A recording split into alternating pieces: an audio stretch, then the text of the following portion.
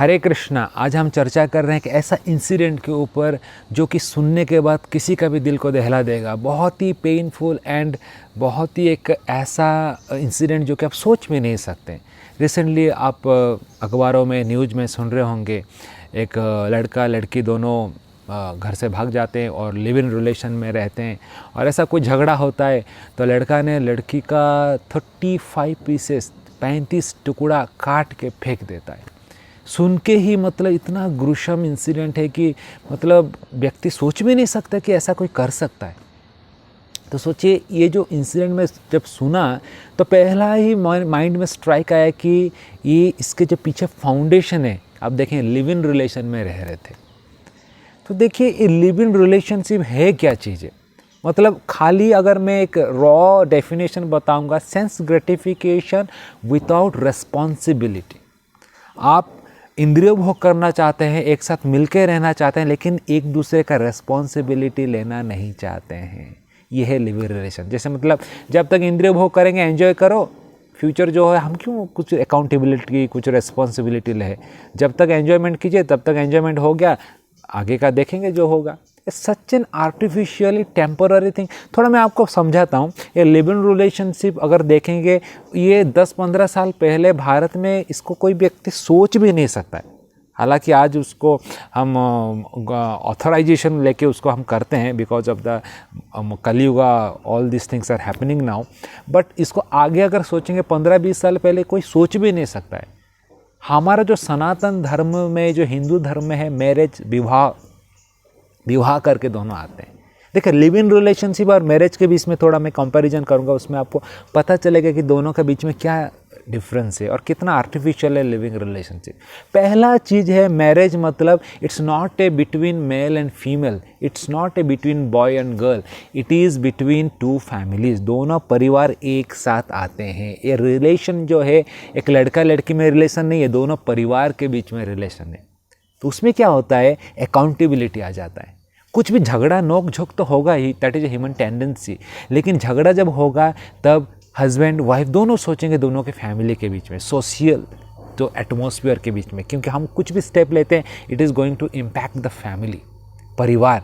इसी के कारण वो टॉलरेट करते हैं, छोटा ऊंच नीच जो भी हो जाए उसको टॉलरेट करते हैं। ठीक है, हो गया, झगड़ा हो गया, आगे बढ़ते हैं, चलो।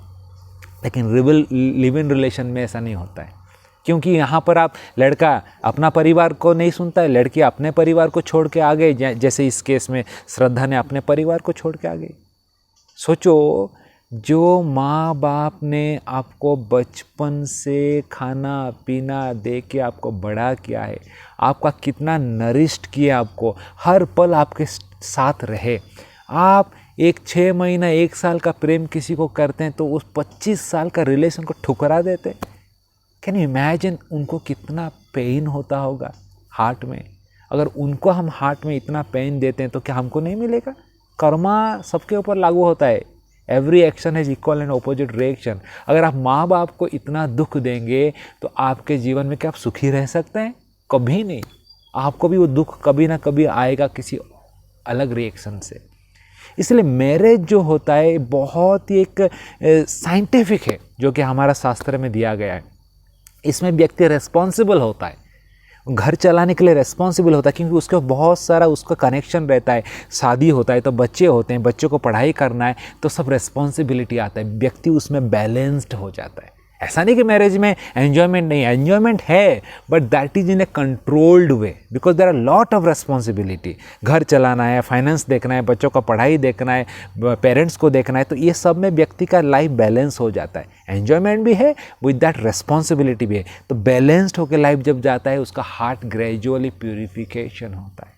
बट लिव इन रिलेशन में कुछ रेस्पॉन्सिबिलिटी नहीं है। इस केस में देखेंगे तो वो लोग रहते थे, एक व्यक्ति काम नहीं कर रहा था, पैसा कुछ नहीं कमा रहा था, तो एक व्यक्ति के ऊपर प्रेशर आ रहा था, फिर झगड़ा हो रहा था।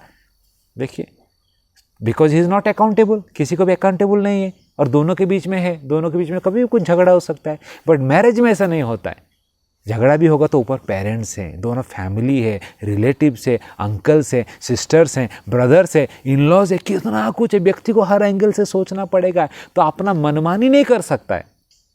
If you want to become independent, मनमानी करना तो लिविंग रिलेशन में करते हैं, कुछ भी मनमानी करते हैं तो उसका तो कॉन्सिक्वेंसेस आएगा। तो और एक चीज़ मैं आपको मुद्दा बताऊंगा, ब्लेसिंग्स। दुनिया में देखिए ना, ब्लेसिंग्स बहुत इंपॉर्टेंट रखता है। जब मैरिज करते हैं हम, अग्नि का साक्षी रख के हम विवाह करते हैं, तो उसमें बड़ों का ब्लेसिंग्स आता है, देवताओं का ब्लेसिंग्स आता है। उस ब्लेसिंग को लेके जब हम जीवन में आगे बढ़ते हैं तो जीवन हमारा अच्छा दिशा में जाता है। बट लिविंग रिलेशन में कुछ ब्लेसिंग नहीं रहता है। बड़ों का, मैं पेरेंट्स का, मम्मी पापा का हार्ट को हम दुख देते हैं, इन लॉज का दुख देते हैं, सबको दुखी करके हम अपना मनमानी करने के लिए चले जाते हैं। देयर इज़ नो ब्लेसिंग्स, ठीक है ना। इसमें आप अगर ब्लेसिंग्स आपके जीवन में नहीं रहेगा तो कैसे खुशी रह सकते हैं आप जीवन में? सोचिए थोड़ा। और देखेंगे तो धर्म पर्सपेक्टिव में देखेंगे तो लिविंग रिलेशन कौन सा शास्त्र में भी लिखा नहीं गया है। मनुष्य जीवन बना है शास्त्र के हिसाब से जीने के लिए। ऐसा नहीं कि पशु की तरह जिएंगे। देखिए पशु, आज कुत्ता एक कुत्ती के साथ घूमती है, 10 बच्चा जन्म दे दिया, अगले साल कुत्ता और एक कुत्ती के साथ घूमती है, या कुत्ती और एक कुत्ता के साथ घूमता है। तो उनका कुछ कॉन्सेप्ट नहीं है, एक फैमिली है। और बच्चे देखिए कैसे ही पड़े रहते हैं, किधर आधे बच्चे मर जाते हैं, आधे बच्चे कुछ होते हैं, किधर कुछ चले जाते हैं। क्या इसको इंडिपेंडेंट बोला जाता है? एक साल हम इसके साथ लेंगे लिव इन रिलेशन में, अगले साल पसंद नहीं हुआ, चलो चॉइस चेंज करो, फ्लेवर चेंज करो। हैं, आज मैं वनीला आइसक्रीम खाया, चलो स्ट्रॉबेरी आइसक्रीम भी खाना चाहिए, चॉकलेट भी खाना चाहिए। ये क्या मनुष्य जीवन है? तो उससे जो सोचे, जो जन्म होगा, बच्चा अगर जन्म हो जाता है, कल को दोनों अलग हो जाएगा तो बच्चा को कौन पालेगा?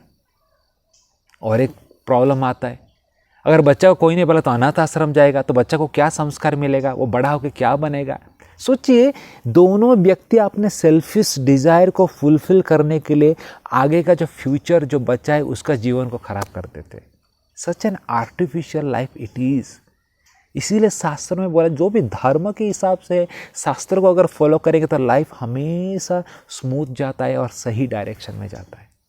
इसलिए भगवान कृष्ण स्वयं ऐसा नहीं बोल रहे कि आपको काम इंद्रिय भोग नहीं करना है। भगवान कृष्ण गीता में बोलते हैं, धर्म अविरुद्ध भूतेषु कामोस्मिन् भरतर्षभा। गीता में 7वें अध्याय में भगवान कृष्ण बोल रहे हैं, धर्म अविरुद्ध भूतेषु, धर्म का जो एगेंस्ट में नहीं जाता है, मतलब धर्म के साथ जो जाता है, काम, कामोस्मिन्, मैं खुद वो काम वासना हूँ। विवाह जब संस्कार होता है, अग्नि का साक्षी लेके जब हम विवाह करते हैं, मैरिज करते हैं, तो उस मैरिज में जब वो काम वासना से हम पुत्र संतान को जन्म करते हैं, कृष्ण बोले मैं वो काम वासना हूँ, लेकिन धर्म का एगेंस्ट में नहीं। अग्नि को साक्षी रख के जब एक पति पत्नी दोनों अग्नि का साथ फेरा लेते हैं, तो वो उसमें जो संतान जन्म करते हैं गृहस्थ परिवार में, कृष्ण बोल रहे हैं कि मैं वो काम वासना हूँ। क्योंकि मनुष्य जीवन मिला है कि उसमें संतान गृहस्थ आश्रम में जन्म करे और एक संतान को बुलाए और उसको सही ढंग से हम संस्कार दे के उसका मनुष्य जन्म को आगे बेड़ा पार करने के लिए उसको मदद करे। इसीलिए गृहस्थ संसार बना है, नहीं कि पशु पक्षी की तरह पशुओं की तरह आएंगे, इंद्रिय भोग करेंगे, नहीं हुआ, इच्छा नहीं हुआ, दूसरे जाएंगे, अपना जीवन पूरा खराब कर देंगे। उसके लिए मनुष्य जन्म बना नहीं है, इंद्रिय भोग करने के लिए तो पशु जन्म बना है। तो इस तरह सोचने का विचार है। तो देखेंगे तो 10-15 साल पहले ये सब नहीं था, आजकल बढ़ रहा है। क्यों? क्योंकि हम पाश्चात्य वेस्टर्न सिविलाइजेशन को फॉलो कर रहे हैं। वहाँ पर तो ये फॉलो करके कितना कुछ प्रॉब्लम्स वो लोग फेस कर रहे हैं, हम लोग भी उसको फॉलो कर रहे हैं ताकि हम में भी वो प्रॉब्लम आए। इसीलिए मैं हमेशा बताता हूँ कि बच्चों को सही संस्कार देना चाहिए।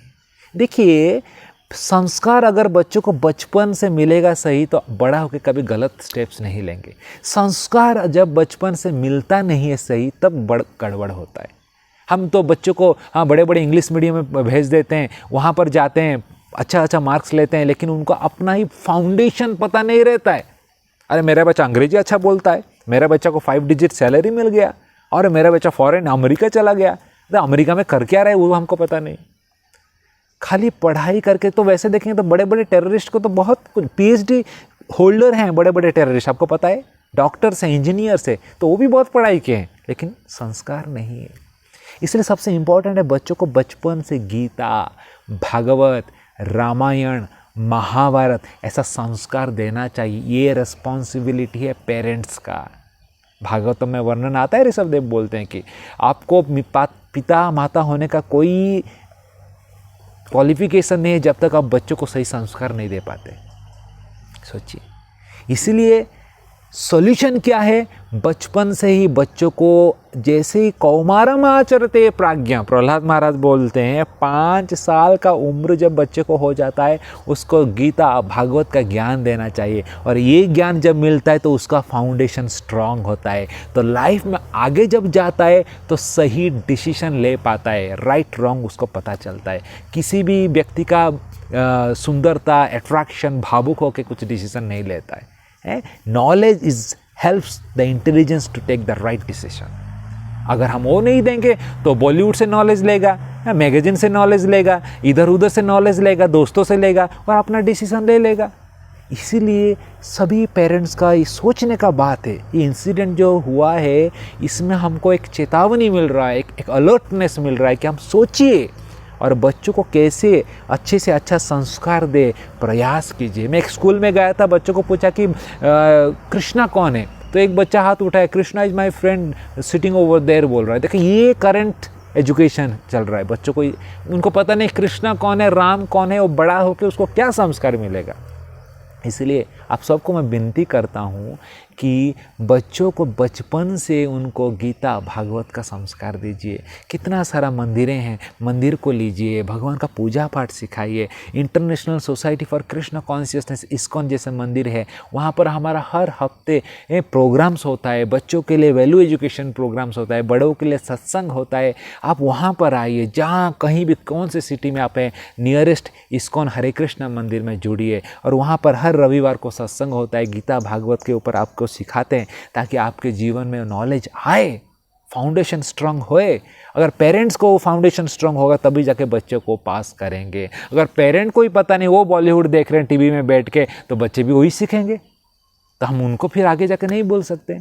इसलिए it's my appeal to all, please learn your culture. आपका जो सनातन धर्म है ये एक साइंटिफिक रिलीजन है, ऐसा ही कुछ नहीं है। इसको आप फॉलो करेंगे, देखेंगे, जीवन में आप सुखी रहेंगे और आपका परिवार सुखी रहेगा और समाज सुखी रहेगा, देश सुखी रहेगा, सब सुखी रहेंगे। हरे कृष्ण।